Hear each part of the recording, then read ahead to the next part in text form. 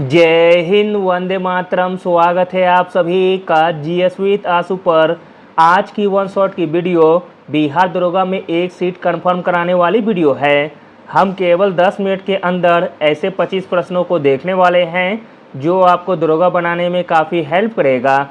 अगर आपका सपना है बिहार दरोगा बनकर अपने माता पिता के चेहरे पर खुशी लाना तो यह वीडियो आपके लिए काफ़ी कारगर साबित होने वाली है। वीडियो स्टार्ट करने से पहले आप लोगों से एक ही रिक्वेस्ट है, प्लीज़ वीडियो को लाइक और सेशन ख़त्म होने के बाद किसी भी एक ग्रुप में शेयर ज़रूर कर दीजिएगा। चलिए शुरू करते हैं और आप लोग भी सोचिएगा अपना आंसर क्या हो सकता है। पहला प्रश्न है, निम्नलिखित में से कौन सा 2023 में जाति आधारित जनगणना शुरू करने वाला भारत का पहला राज्य बन गया है। प्रश्न इंपॉर्टेंट है। 2023 में जाति आधारित जनगणना शुरू करने वाला भारत का पहला राज्य बन गया है अपना प्यारा बिहार राज्य, ऑप्शन नंबर बी। अगला प्रश्न देखते हैं, संविधान के किस अनुच्छेद के अंतर्गत सर्वोच्च न्यायालय को अभिलेख न्यायालय का स्थान दिया गया है। तो दोस्तों वह अनुच्छेद हो जाएगा अनुच्छेद 129, ऑप्शन नंबर ए। अनुच्छेद 129 के अंतर्गत सर्वोच्च न्यायालय को अभिलेख न्यायालय का स्थान दिया गया है। अगला प्रश्न है, दिल्ली का सुल्तान कौन था जिसे भारत में नहरों का सबसे बड़ा जाल बनाने के लिए जाना जाता है। तो दोस्तों दिल्ली का वह सुल्तान था Firoz Shah Tughlaq, option number C, जिसे कि भारत में नहरों का सबसे बड़ा जाल बनाने के लिए जाना जाता है। अगला प्रश्न देखते हैं, मोस्ट इम्पॉर्टेंट प्रश्न है, भारत में बाल यौन अपराध संरक्षण कानून यानी कि पोस्को कब लागू हुआ। तो दोस्तों पोस्को लागू हुआ वर्ष 2012 में, ऑप्शन नंबर डी। अगला प्रश्न देखते हैं, मोस्ट इम्पॉर्टेंट प्रश्न है, झावेरी बहनें निम्नलिखित में से किस नृत्य शैली से संबंधित है। तो दोस्तों झावेरी बहनें संबंधित है मणिपुरी नृत्य से, ऑप्शन नंबर बी। अगला प्रश्न देखते हैं, इंपॉर्टेंट प्रश्न है, भारतीय संविधान का निम्नलिखित में से कौन सा अनुच्छेद सर्वोच्च न्यायालय द्वारा निर्णय या आदेशों की समीक्षा से संबंधित है। तो दोस्तों वह अनुच्छेद हो जाएगा अनुच्छेद 137, ऑप्शन नंबर ए। अगला प्रश्न देखते हैं, इंपॉर्टेंट प्रश्न है, निम्नलिखित में से कौन भारत की सबसे लंबी मालगाड़ी है। प्रश्न इंपॉर्टेंट है। भारत की सबसे लंबी मालगाड़ी है super Vasuki, option number A. आज़ादी का अमृत महोत्सव समारोह के तहत रेलवे ने अपनी सबसे लंबी मालगाड़ी सुपर वासुकी का परीक्षण किया। 3.5 किलोमीटर लंबी मालगाड़ी ने छत्तीसगढ़ के कोरबा और नागपुर के राजनांदगांव के बीच की दूरी तय की और दक्षिण पूर्व मध्य रेलवे द्वारा चलाई गई है। अगला प्रश्न देखते हैं, द्वितीय बौद्ध परिषद का आयोजन कहाँ हुआ था। द्वितीय बौद्ध परिषद का आयोजन हुआ था वैशाली में, जबकि प्रथम बौद्ध संगीति हुई थी राजगीर में, द्वितीय वैशाली में, तीसरा पाटलिपुत्र में और चौथा कुंडलवन कश्मीर में। अगला प्रश्न देखते हैं, 1915 में महात्मा गांधी दक्षिण अफ्रीका से भारत लौटे, उस समय महात्मा गांधी जी की उम्र क्या थी। आंसर है ऑप्शन नंबर बी, 45 वर्ष। महात्मा गांधी का जन्म 2 अक्टूबर 1869 को हुआ था। वह 9 जनवरी 1915 को दक्षिण अफ्रीका से भारत लौटे थे। उस समय महात्मा गांधी की आयु 45 वर्ष 3 माह और 7 दिन थी। अगला प्रश्न है, प्रकाश का तरंग सिद्धांत किसने प्रतिपादित किया।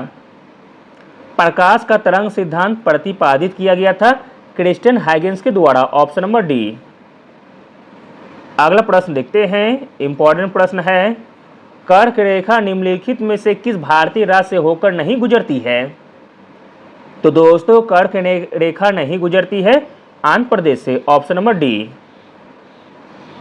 कर्क रेखा टोटल 8 राज्यों से होकर गुजरती है, जिनके नाम है गुजरात के जसदन से गुजरती है, राजस्थान के कलिंजर से, मध्य प्रदेश के शाजापुर से, छत्तीसगढ़ के सोनहत से गुजरती है, झारखंड से लोहरदगा से गुजरती है, पश्चिम बंगाल से कृष्णनगर से, त्रिपुरा के उदयपुर से गुजरती है और मिजोरम के चम से होकर गुजरती है।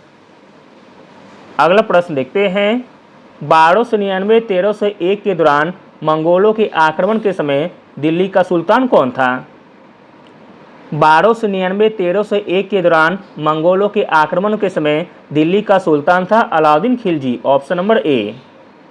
अगला प्रश्न देखते हैं, इंपॉर्टेंट प्रश्न है, निक्टोलोपिया जिसे आमतौर पर रतौंधी के रूप में जाना जाता है किस पोषक तत्व की कमी के कारण होता है? तो दोस्तों वह पोषक तत्व हो जाएगा vitamin A, option number B. Nyctalopia जिसे आमतौर पर रतौंधी के रूप में जाना जाता है विटामिन ए की कमी के कारण होता है। अगला प्रश्न है, निम्नलिखित में से कौन सा दर्रा उसके स्थान से सुमेलित नहीं है? तो दोस्तों जो सुमेलित नहीं है वह है ऑप्शन नंबर बी, शिवकिला दर्रा अरुणाचल प्रदेश, जो कि गलत दिया गया है। शिवकिला दर्रा हिमाचल प्रदेश में स्थित है, बाकी तीनों सही दिए गए हैं। नाथुला पास सिक्किम में है, जोजिला दर्रा लद्दाख में है, मानस दर्रा उत्तराखंड में स्थित है। अगला प्रश्न देखते हैं, निम्नलिखित में से कौन सा नृत्य यूनेस्को की अमूर्त विरासत सूची में है? यूनेस्को की अमूर्त विरासत सूची में हो जाएगी, वह नृत्य का नाम है छऊ, ऑप्शन नंबर डी, जो कि पश्चिम बंगाल, झारखंड, बिहार का प्रचलित लोक नृत्य है। वर्ष 2010 में यूनेस्को की अमूर्त विरासत सूची में शामिल छऊ नृत्य शामिल किया गया है। अगला प्रश्न देखते हैं, इंपॉर्टेंट प्रश्न है, भारत के उत्तर पूर्व में मीठे पानी की सबसे बड़ी झील किस राज्य में स्थित है? भारत के उत्तर पूर्व में मीठे पानी की सबसे बड़ी झील स्थित है मणिपुर राज्य में, ऑप्शन नंबर ए। लोकटक झील पूर्वोत्तर भारत की सबसे बड़ी मीठे पानी की झील है और इसके ऊपर तैरती फुमदी के लिए प्रसिद्ध है। अगला प्रश्न देखते हैं, निम्नलिखित में से किस शहर ने एरो इंडिया 2023 की मेजबानी की है? एरो इंडिया 2023 की मेजबानी की गई है बेंगलुरु शहर के द्वारा, ऑप्शन नंबर बी। अगला प्रश्न देखते हैं, निम्न में से कौन सा प्रायद्वीपीय भारत की सर्वोच्च पर्वतीय चोटी है? प्रायद्वीपीय भारत की सर्वोच्च पर्वतीय चोटी है अनाई, ऑप्शन नंबर ए। अगला प्रश्न देखते हैं, इंपॉर्टेंट प्रश्न है, इंटीग्रल कोच फैक्ट्री का मुख्यालय कहाँ है? इंटीग्रल कोच फैक्ट्री का मुख्यालय है चेन्नई में, option number B. Integral coach factory Chennai Tamil Nadu में पेराम्बूर में स्थित है। अगला प्रश्न देखते हैं, भारत के संविधान को कब अंगीकृत किया गया था? भारत के संविधान को अंगीकृत किया गया था 26 नवंबर 1949 को और लागू हुआ था वर्ष 1950 में। अगला प्रश्न देखते हैं, निम्नलिखित में से किस गीत ने ऑस्कर 2023 में सर्वश्रेष्ठ मूल गीत का पुरस्कार जीता है? तो दोस्तों वह गीत का नाम है Naatu Naatu, option number D. अगला प्रश्न देखते हैं, इंपॉर्टेंट प्रश्न है, नोबल गैसें निम्नलिखित में से किस समूह से संबंधित है?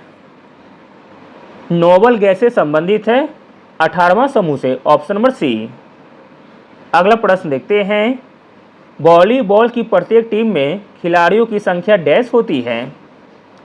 वॉलीबॉल की प्रत्येक टीम में खिलाड़ियों की संख्या होती है 6, ऑप्शन नंबर सी। अगला प्रश्न देखते हैं, हाल ही में जारी हुई वर्ष 2023 की राष्ट्रीय संस्थान रैंकिंग फ्रेमवर्क में किसे ओवरऑल रैंकिंग में पहला स्थान मिला है? आंसर है option number C, IIT Madras को। अगला और अंतिम प्रश्न देखते हैं, इंपॉर्टेंट प्रश्न है, दोनों कृत्रिम पैरों से माउंट एवरेस्ट फतह करने वाले पहले व्यक्ति कौन बने हैं? दोनों कृत्रिम पैरों से माउंट एवरेस्ट फतह करने वाले पहले व्यक्ति बने हैं Hari Budhnagar, option number A. दोनों पैरों से दिव्यांग रिटायर ब्रिटिश गोरखा सैनिक हरि बुधमगर ने माउंट एवरेस्ट फतह कर इतिहास रच दिया। 43 वर्षीय हरि कृत्रिम पैरों से चढ़ने वाले पहले व्यक्ति हैं जिन्होंने 8,848.86 मीटर ऊंची दुनिया की सबसे ऊंची चोटी पर सफलतापूर्वक चढ़ाई की है। Thank you.